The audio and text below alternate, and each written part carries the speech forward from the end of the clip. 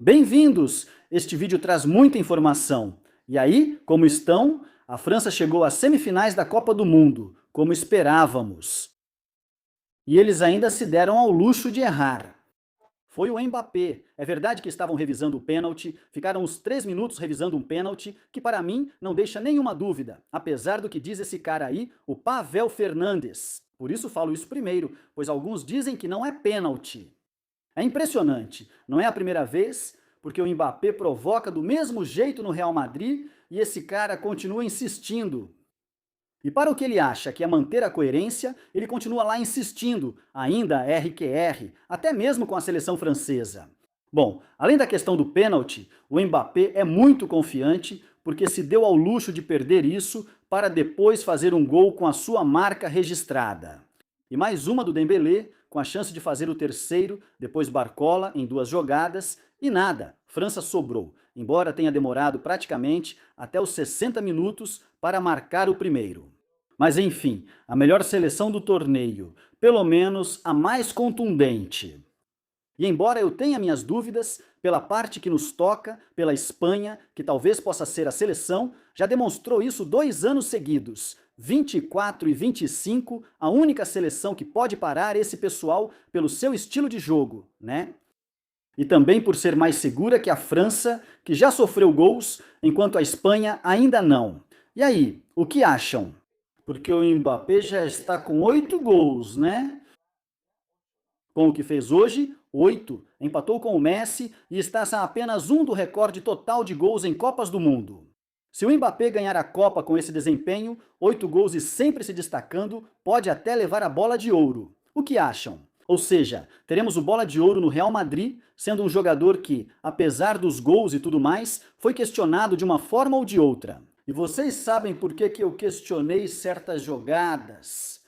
Ou seja, de certa forma, de certa maneira de jogar do Mbappé, porque sempre nisso, com a quantidade de gols que esse cara faz, com o quanto ele é bom, você tem que matizar, tem que ser muito detalhista, porque qualquer um te chama de louco, né? Tipo, se ele faz 50 gols todo ano, como é que você critica esse cara, né? Bom, pois é, este ano teremos bola de ouro no Real Madrid, situações em que do ponto de vista do ataque, ele ocupava posições que prejudicavam um pouco coletivamente o time. O jogador foi questionado por não ser mais preciso e mais cirúrgico lá na frente, de uma forma ou de outra. Vocês sabem, para mim isso gera muita perplexidade, sabe? Ter um cara assim, no entanto, que funciona no real. Ou seja, ainda assim me gera muita perplexidade, sabe? No Real Madrid, em termos de gols, isso é evidente, mas não melhora o desempenho ofensivo. É impressionante. Vamos ver se Mourinho consegue o que Deschamps não conseguiu com um jogador da França. Vale lembrar que a Eurocopa de 24 foi muito criticada e não foi boa. Não digo que prejudicava o time, mas não foi. Vocês sabem, eu questionei algumas ações. Também questionei aquele pênalti. Além disso, não foi boa. Não a ponto de dizer que ele atrapalhava o time, mas não foi boa contra a Suíça e tal. Mas em 22 chega à final da Copa do Mundo e faz 3 gols, né? E um deles na disputa de pênaltis. Esse jogador é impressionante e pode ganhar a bola de ouro se vencer a final com o Madrid. Já foi questionado, vocês sabem, por causa do pênalti. Bem, o Pavel Fernandes diz aqui que não, que ele começa a cair antes, né? É impressionante. Desde sempre esses pênaltis foram provocados. E são pênaltis porque há contato evidente. O jogador, o zagueiro dá o carrinho, o atacante chega a tocar na bola antes e no final é pênalti, mesmo que caia um pouco antes, porque, também vou dizer uma coisa, Mbappé quer forçar esses pênaltis. Isso é evidente, ele é muito bom, é muito rápido, ele é e faz isso melhor do que ninguém. Mas para quem já jogou futebol, nesse tipo de situação, quando você chega um pouquinho antes do zagueiro, é normal, ou seja, sua passada muda. Sua passada muda e seu passo muda porque tem um cara que vai te dar uma pancada, porra. Às vezes é fácil pular quando você chega com folga nesse tipo de situação, mas quando se chega ao limite, fica muito difícil, assim como acontece com o outro. E muitas vezes não é que você se joga, é que a própria inércia da jogada te faz cair no chão pelo esforço que você faz ao dar aquele último toque. Isso sempre foi assim. Já teve muitos pênaltis assim e todos foram marcados a não ser que algo estranho tenha ocorrido ali. E é o jogador que chega antes, o outro dá o carrinho, mesmo que o jogador, a não ser que ele faça de uma maneira exagerada, que a gente já viu também, mas a gente viu e não foi marcado. Quando esse jogador deixa a perna, faz com que sua perna bata na do adversário, porque ocupa o espaço do adversário, Mas que aqui alguém tenha coragem de dizer que isso não é pênalti é impressionante. Por quê? Porque ele ocupa o espaço dele. No carrinho da perna do defensor, sem tocar na bola, ele ocupa todo o espaço do atacante. O atacante pode pular? Bem, em algumas ocasiões sim, e em outras, quando vai muito forçado, não. Não há discussão alguma. Olha, tem uns verdadeiros idiotas nisso que dizem que aqui não foi pênalti. Porque em outras ocasiões já criticamos o técnico, ele também subiu, que é do estilo de Pavel Fernandes. Pelo menos esse diz que sim, que é pênalti, mesmo que esse esteja caindo um pouco antes, que é pênalti, é mais do que evidente. Aliás, Mbappé saiu, deixou o campo e vimos uma imagem dele no banco com gelo no tornozelo. Eu acho que foi quando pisaram nele. Acho que ele não está machucado pelo jeito e pela forma como andava ao sair. Bom, mais ainda, eu acho que pisaram nele antes de fazer o gol, ou se não foi antes de fazer o gol, ele ficou muitos minutos ali em campo, não teve nenhum problema. Ele está colocando gelo provavelmente porque essa área ali estava dolorida, e só isso. Então, Mbappé vai estar na semifinal e vamos ver se amanhã a Espanha vence a Bélgica e teremos umas semifinais incríveis para esta Copa do Mundo, que seria uma França contra a Espanha. Aqui também se repetiriam as semifinais da última Eurocopa, diante de um Marrocos que, olha, a Copa do Mundo de Marrocos foi incrível. Jogou contra o Brasil, jogou contra a Holanda e jogou contra a França. Ou seja, está muito na moda agora colocar o ranking da FIFA de todos os adversários das seleções que chegaram às quartas. E Marrocos foi uma das que teve o caminho mais difícil. Claro, Brasil, Holanda e França já aumentam a média, né? Ou seja, dá para dizer que Marrocos foi quem teve o caminho mais difícil. E vencer também um anfitrião como o Canadá, que era o mais fraco dos 3 anfitriões. Mas Marrocos é um anfitrião e venceu bem, por 3-0. Marrocos é uma seleção para ficar de olho. Hoje não conseguiu vencer a França. Eu já sabia que não ia conseguir, mas olha, veio para ficar. Essa seleção veio para ficar, né? Semifinais no Mundial anterior, quartas de final neste Mundial. E veio para ficar também pela força que tem na FIFA. Acompanhe o The Objective. Marrocos estaria garantindo votos para sediar a final da Copa de 2030 com apoio de Trump, Catar e Arábia. Rabat também se gaba do Afeganistão. Rabat se orgulha de ter conseguido o apoio majoritário para a final em Casablanca e de controlar 22 dos 37 votos. Eu não sabia que para a questão da final era preciso votar. Achava que quem decidia era o presidente da FIFA. E o presidente da FIFA está se comportando de maneira muito estranha. Agora contamos Parra contra Bueno. Ahora contamos lo de Quamsa. O caso do jogador inglês que não teve o cartão vermelho retirado, não fizeram como Balogun, e a futebol está em inglês. Não tiraram o vermelho dele, fizeram como Balogun, e isso chama atenção. Vamos, léguas, está na cara o que está acontecendo neste Mundial. Prova disso é que estão perseguindo Infantino. Agora vamos contar o que o Parlamento Europeu fez e estão apertando um pouco o cerco sobre um cara muito suspeito. O que vocês acham? Para quem me assiste da Espanha, isso faz diferença, mas para os demais não espanhóis, não. Se a final for dada para o Marrocos, a final de 2030, que é uma Copa do Mundo, que vale lembrar o seguinte, é uma Copa do Mundo que começa a ser organizada pela França, com Portugal e Portugal aceitando que a Espanha é quem lidera, quem dá o tom nesse Mundial. Ou seja, vai ter mais jogos na Espanha do que em Portugal, também um pouco. Pelo que é, Espanha e Portugal compartilhamos a Península Ibérica, mas a extensão da Espanha é maior e, bom, estava claro que haveria mais sedes na Espanha. Chega à Espanha e convida a Ucrânia. Bom, a organização desse Mundial de 2030 convida a Ucrânia a participar, que foi uma coisa muito estranha. E depois convida a Ucrânia porque parece que a Ucrânia talvez não vai conseguir colaborar nesse Mundial com algumas sedes ou algo assim, porque a guerra continua e tal. E aí Marrocos diz: aqui estou, não sei como foi aquilo, e não quero pensar, embora tudo possa me levar a isso.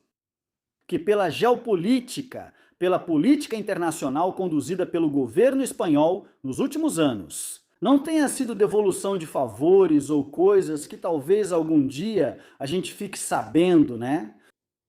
O caso é que Marrocos entra e você pensa, bom, então alguma sede da Espanha vai para Marrocos e alguma sede de Portugal vai para Marrocos. Eles terão 2, 3 sedes. Pronto. Como o Canadá aqui. Ou seja, digamos que a Espanha seria os Estados Unidos de agora, Portugal seria o México e Marrocos seria o Canadá, né? Mas não, Marrocos começa a ganhar força na FIFA. Os Estados Unidos ficam bravos com a Espanha, ou melhor dizendo, Trump fica bravo com Pedro Sánchez. Por que não? Não vamos confundir o que são países. Ou seja, não vamos identificar os presidentes com os países. Para mim, Pedro Sánchez é o primeiro-ministro da Espanha, mas não me representa, assim como Trump não representa muitos americanos, certo? Mas a política externa da Espanha, a política internacional, tem sido terrível nos últimos anos e está nos trazendo mais inimigos do que amigos, e além disso, inimigos muito perigosos. Bom, é isso que acontece. Muita gente diz, não me interessa política. Tanto faz. Não, mas tem essas consequências, claro. Depois, nessas influências e movimentos e tal, eles te deixam fora da disputa. E afinal não seria nem no Bernabéu, nem no Camp Nou, e que ia ser no Bernabéu, em Madrid, e poderia ser em Casablanca, onde estão construindo aquele estádio absolutamente monstruoso, com, pois é, ajuda externa desses atores internacionais tão importantes. E como Infantino lambe as botas do poder, dá para ver desde o primeiro dia, então ele tem todo o controle. O que fariam? Se derem a final ao Marrocos, a gente sai da Copa? Tipo dizer, tudo para o Marrocos, todas as sedes da Espanha vão para lá. A gente ia fazer outra coisa aqui e foram tirando nosso espaço para nos deixarem de fora. Afinal, para o Marrocos e para Portugal, organizem vocês ou a gente continuaria lá engolindo a humilhação? Me digam. É que, claro, aconteceram coisas muito sérias. Não tiraram o cartão vermelho do Cuamsa e não só isso, que nem tinham por que tirar. É que aqui estamos na mesma situação. O caso do Balogun foi uma arbitrariedade, porque o Trump ligou para o Infantino. E o Trump, que não entende nada de futebol, viu que isso parecia injusto e tal. Ele vai lá e liga, porque acha que pode fazer o que quiser. E aqui o corrupto, em teoria, é o outro, é o Infantino, né? E claro, aqui ninguém acredita que Starmer não fez a parte dele e que no caso do Olise, o Macron também não fez a parte dele, né? Então, é isso aí, o Olise continuou com o cartão amarelo, não recebeu outro amarelo, por isso vai poder jogar a partida da semifinal e o Cuamsa. Esse aí não só não tiraram o cartão vermelho, como também suspenderam ele pelos 2 próximos jogos. Ou seja, esse contra a Noruega e umas prováveis semifinais, provavelmente contra a Argentina. É que essa história está muito na cara. Estão dizendo lá da Inglaterra, o jornal The Telegraph está contando que há uma corrente que pensa assim. Eles não garantem nada, claro, ficam se resguardando, né? Que há uma corrente muito generalizada que pensa que esta Copa do Mundo foi manipulada já a favor da Argentina, de Lionel Messi, e que isso já atingiu um ponto crítico após sua vitória polêmica sobre o Egito. E conta então os pontos principais em que se baseiam aqueles que consideram que isso chamam agora de conspiracionistas. Não ao Messi em 2019, quando ele dizia que estava tudo armado pela Conmebol na Copa América, para que dessem o título ao Brasil e que ele não queria participar. Dessa corrupção da arbitragem, palavras exatas do Messi, ali o Messi não era um conspiracionista. Mas se outra pessoa disser isso sobre a Argentina do Messi, justamente alguns anos depois, porque aí sim já é um conspiracionista, né? Como contamos em um dos últimos vídeos. O vídeo está lá, relembrando aquelas palavras do Messi. Bom, então as pessoas, se o Messi pensava aquilo em 2019, há pessoas que têm todo o direito de pensar o contrário, agora em 2026. Ainda mais tendo como referência a Copa do Mundo de 2022 e esta também. Por coisas como, segundo o Telegraph Futebol, Messi escapou do cartão vermelho no primeiro jogo por aquela ação que era para cartão vermelho contra a Argélia. A Argentina é a segunda seleção com menos advertências e, além disso, isso não está dito aqui, é a seleção que mais faltas precisa cometer para receber cartões amarelos. Que todos os árbitros argentinos para este, França, Marrocos, eram todos argentinos. Os 5, única vez que isso ocorreu neste Mundial, pois nos demais casos vimos 3 e outros 2 de outra nacionalidade. Mas os 5 deste jogo eram argentinos, embora, ele marcou o pênalti, a favor da França, etc. E não aconteceu nada nesse jogo com Facundo, com esse árbitro, o tal Facundo, que esteve relativamente bem. Não houve nenhum escândalo. Isso é outra coisa. Praticamente não houve escândalos nesta Copa do Mundo, exceto o caso de anularem o cartão vermelho do Balbum e alguns cartões vermelhos excessivos. Desde o primeiro jogo entre México e África do Sul, não houve escândalos, exceto justamente em algum jogo da Argentina.